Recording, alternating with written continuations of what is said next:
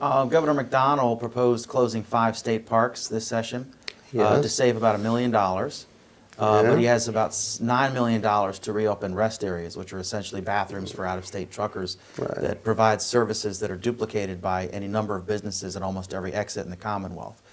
Do you agree with those priorities?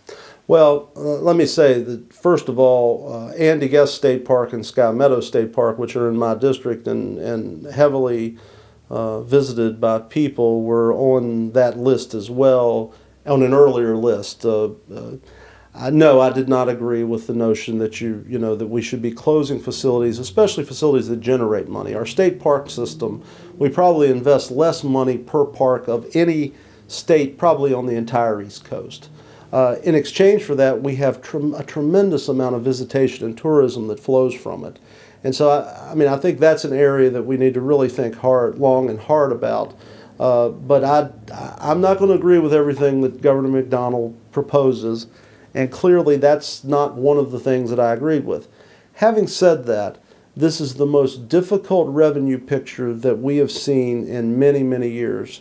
Lacey Putney, who has served in the General Assembly for 49 years, said this is the worst revenue picture that the Commonwealth has seen during his time. What that means is we're going to have shared sacrifice.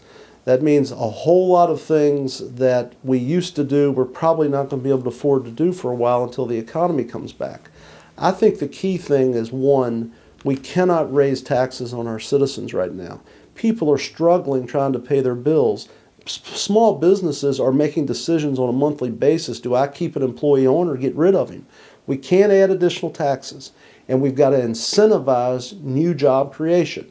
Now, when those new jobs come back, government revenue will start up again. And when we get there, then we can start putting investments back into these things that we need to invest in. But I don't think I think there are a lot of tough decisions that had to be made. Just before yesterday, as a matter of fact, we voted on the House version of the budget.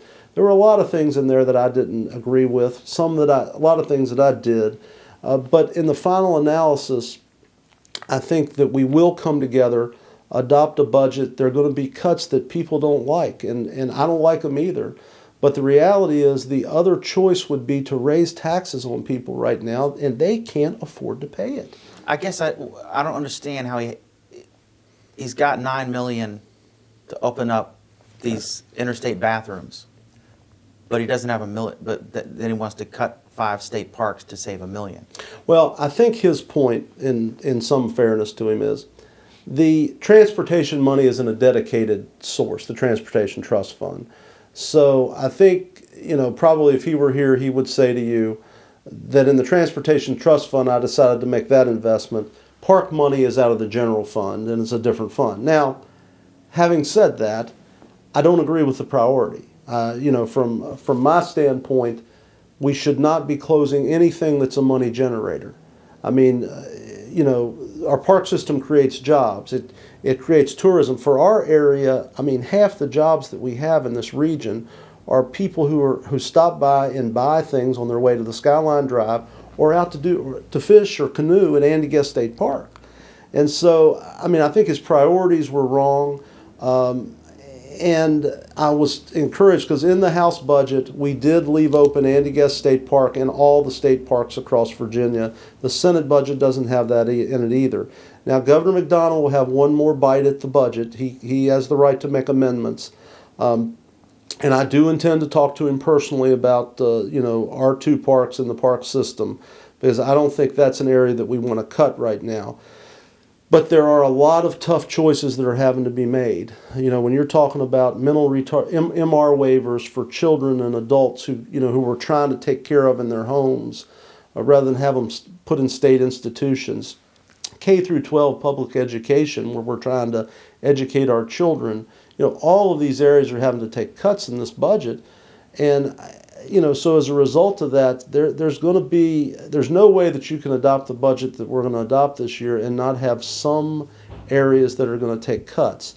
I think what's important is we try to limit the cuts in the core state services, which I think includes our park and recreation system, our Department of Conservation and Recreation.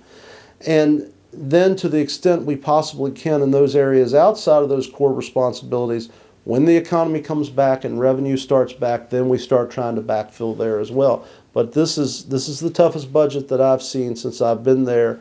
But the choice would be to raise taxes and revenue off on people that right now are struggling, and I just think that's a mistake.